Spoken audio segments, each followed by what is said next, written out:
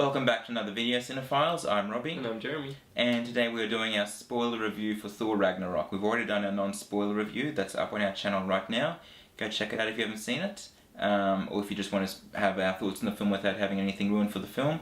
But otherwise we're getting into big spoilers with Ragnarok. So be warned. Don't watch any more if you don't want any major moments ruined for you. Enjoy. Where are we? You have no idea. Hela, the goddess of death, has invaded Asgard. Oh, I've missed this. And you and I had a fight recently. Did I win? No, I won, easily.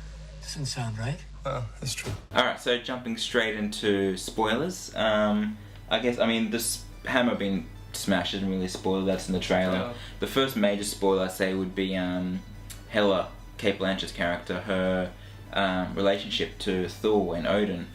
And she's actually Thor's older sister. Yeah, so Odin's firstborn, yeah.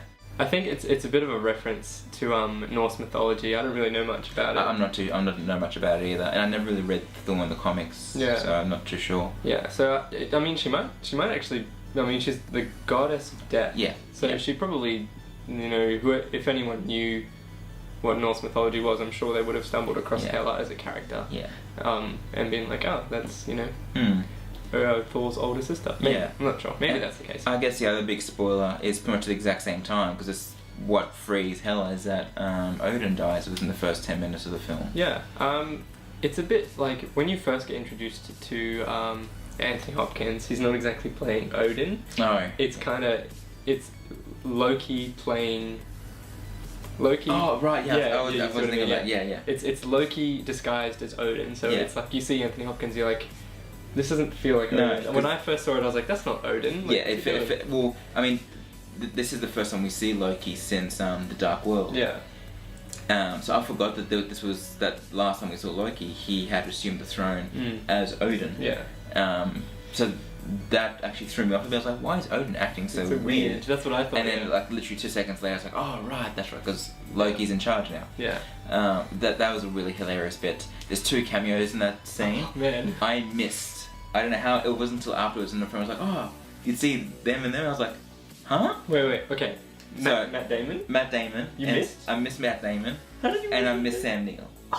They were right there. I know, right? I flipped out as soon as I saw Matt I Damon. think I'm just having so much fun watching Anthony Hopkins just being weird. Stupid, yeah. It was just too much fun, but I'll have to keep an eye out for them next time. Yeah. Well, the following scene is Thor comes back to Asgard and he marches in and pretty much knows straight away that it's Loki. Yeah. And then Loki reveals himself and Thor's like, understandably very upset. Yeah. He's like, dude, I mourned your death, and you're standing here eating grapes. So it's the second time they did that. He's done that for that dude. Yes. But yeah, then he's like, where's Odin? We have to go. And then they go to Odin and he's on Earth. And get a nice little cameo from Doctor Strange. Yeah, which is pretty cool. Benedict Cumberbatch might have been in Australia. Who knows? Could have been. I think he was in Australia. I think they confirmed he was. Yeah. Cheeky. Bugger, we missed him. Yeah. But yeah, then and then they go to, I think he's in like Norway or something. So something like that. Yeah. So some weird remote island, pretty much. And Odin's delusional, essentially. Yeah, and it's pretty much like in what's the word? Like a trance. Is that what you're trying to say? No. Like when Yoda goes to exile. Exile. He's pretty much in exile. Yeah. And he's wearing plain clothes, which is very weird. See Odin wearing plain clothes. He almost looks like a Jesus figure or something. Yes. You probably remember if you've seen our non-spoiler review. If you haven't, definitely go check that out. But there was one moment where I was saying they should have had more emotion to it, and that was Odin's death. It kind of came and went, and I didn't really feel anything. Yeah, it did. Because that was my one complaint for the film. While I loved it, my one complaint was it was lacking heart. And it does have heart in there, but not as much as I think it should have, particularly for moments like that. Yeah. I mean, Odin's death was pretty much one of the biggest things in the Thor universe, so that should have been pretty massive. And yeah, when it was happening, I was like, that was a nice, touching little scene, but I was like, okay. It didn't really do anything for me, really. Yeah. And then Odin even says in that scene, like right before he dies, I'm pretty much the only one holding Hela back. Yeah. So as soon as I'm gone, she's going to show up and cause havoc, and that's literally what happens. Odin dies, and then she shows up. Yeah. The thing with Odin dying though, although it was like sad and that like it was a really big death, he kind of acts as like an Obi-Wan mentor character for Thor. Yeah. So he doesn't actually disappear. He just he goes off into like gold sparkles. Yeah. Kind of like disintegrates. Yeah. So he's still there, and you see some like weird flashback. There are times when Thor can connect with his father. Yeah. And that seems to sort of defy the laws of time, because there's one scene in particular where he's fighting Hela, and Hela says something, and then it cuts to Thor having this flashback with Odin, and then the next scene is Hela continuing to speak that after that flashback. Yeah, that's right. Yeah. So that's pretty cool as well. So maybe there's another story there behind. Yeah, maybe. Things. Yeah. And I mean, Hela, Cate Blanchett was incredible in this movie. Yeah, she was. So good. And that opening scene with her when you first meet her was incredible.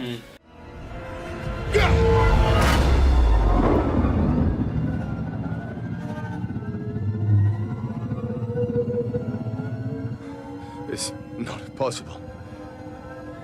Darling, you have no idea what's possible. And then that obviously leads with they open the Bifrost, and Loki asks for the Bifrost to be opened. Thor's against it because he knows that's the way that Hela can get, and that's how she gets into Asgard. Yeah. And they get into a bit of a fight while traveling to Asgard, and that's how both Loki and Thor get cast aside while Hela gets through to Asgard and meets up with Carl Urban's character. Can't remember his name. Scourge, is it? Scourge, I think. Scourge, yeah. And I actually enjoyed his performance as well. yeah, It was good. yeah, I really like Carl Urban. I loved him in the Star Trek movies, loved him in Lord of the Rings. But from then on, it kind of, I thought that opening scene was a bit unpredictable, just revealing who Cate Blanchett really is to Thor. From then on, I thought the story did go down more the predictable path, aside from a couple of things, but I think you can forgive the film for that because it's so much fun. Yeah, I agree with you. I think that's what I mean. There's not very many massive sort of plot points for the MCU storyline. Yeah, it's a very self-contained film, Yeah. which I like. One of the things that I did want to bring up at the very end, basically Asgard is getting ripped to shreds, and it's part of the prophecy that it gets destroyed, and you see Loki running into the. I forget what it has a name, like where they keep all their sacred items. Oh right, yes. Yeah, and like in the vault kind of thing. Yeah, in the vault. And he walks past the Tesseract, which is sitting there, and he looks at it, and then he keeps going. Yes, I noticed that. Something that you can easily overlook. Yeah. But I forgot about it until you brought it up just then. So I think if you're keeping up with where all the Infinity Stones are, Loki's got the Tesseract, I reckon. Yeah. Because this will probably be the last time we see them before. Well, it will be the last time we see them before. I was about to say Age of Ultron, Infinity Wars. Oh, that's happened. Another spoiler, actually, that I wanted to bring up was that if you've seen the Infinity Wars leaked trailer, it does have a connection with one of the end scenes in Thor in the credits. The ship. Is that the first one? Okay, I was wondering what that was. Up, it's I think it's sort of agreed upon that that's Thanos' ship. So yeah, if you've seen the leaked trailer from the Comic-Con, you'll probably know what I'm talking about, because you do see Thor in the leaked trailer. That's all I'll say, and there has to be a connection between that scene and the trailer. Right. When Marvel finally released the trailer, I think people will start. I think maybe now that Thor's been released, I think that's what they were waiting for, because I'm pretty sure Kevin Feige said that there were spoilers in that would make sense. War. Yeah. But yeah, definitely if you're gonna watch the trailer when it comes out, which I'm sure everyone will, go back and watch Thor, even just the last credit scenes, and I think you might make a connection. Alright.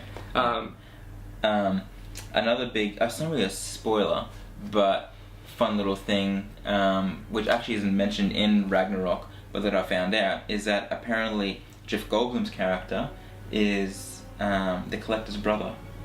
That would be from Guardians of the cool. Galaxy, and if you look at him, he actually has the same style and everything. Yeah. Well, when I first saw the trailer for this Thor Ragnarok, and I saw Jeff Goldblum, I immediately thought he's a collector or something. Me too. Yeah, something along those lines. God, Jeff Goldblum was so good. Yeah.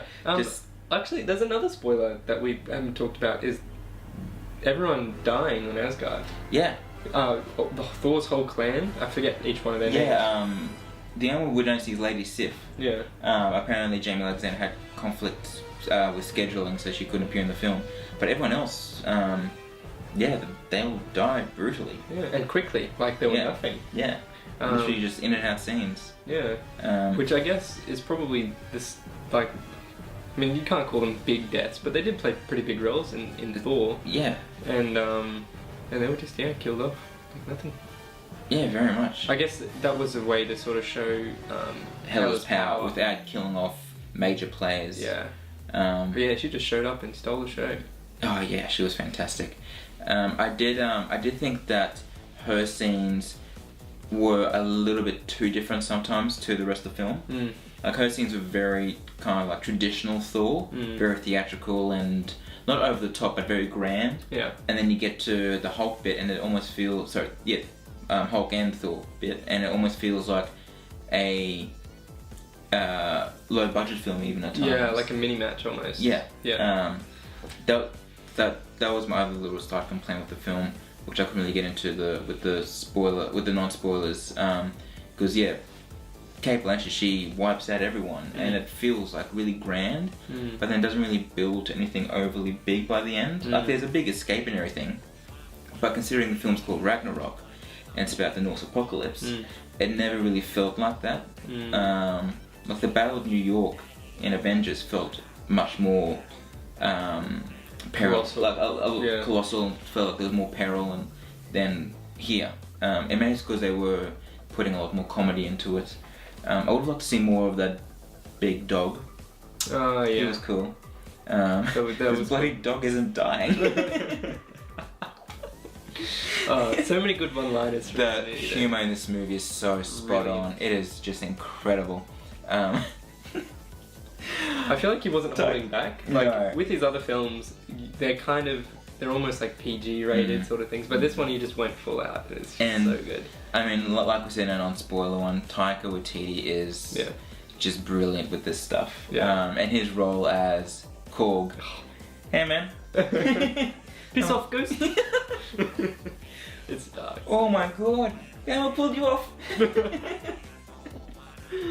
So good. It's really good. If you've seen the movie, you'll know exactly what we're talking about with those lines. No. I used to spin it really fast, and it would pull me off the... Oh my god. Emma pulled you off? The ground. It would pull me off the ground up into the air, and I would fly.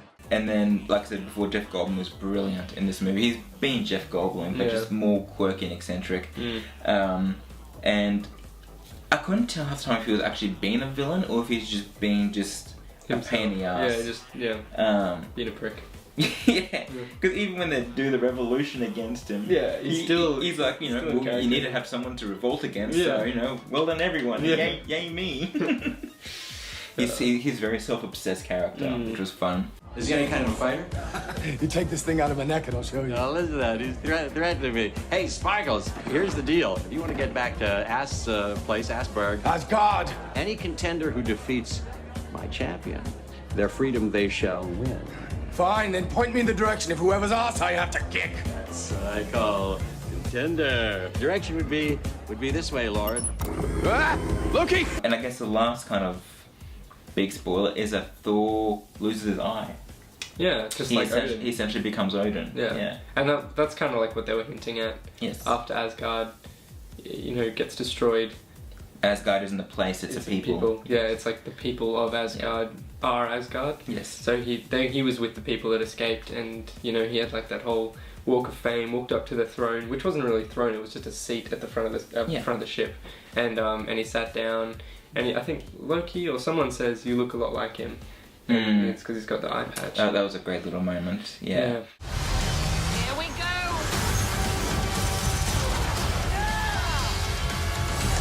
I'm not a queen or a monster. I'm the goddess of death. What were you the god of again?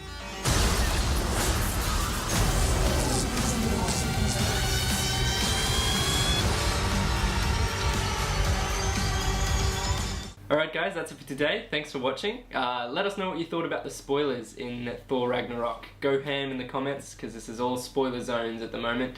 Head over to our Facebook page and leave us a like there as well if you want to see some more, and hit that subscribe button if you want some more YouTube videos as well. We've got plenty of content coming out. That's it for now though. I'm Jeremy. And I'm Robbie. And we'll see you at the movies.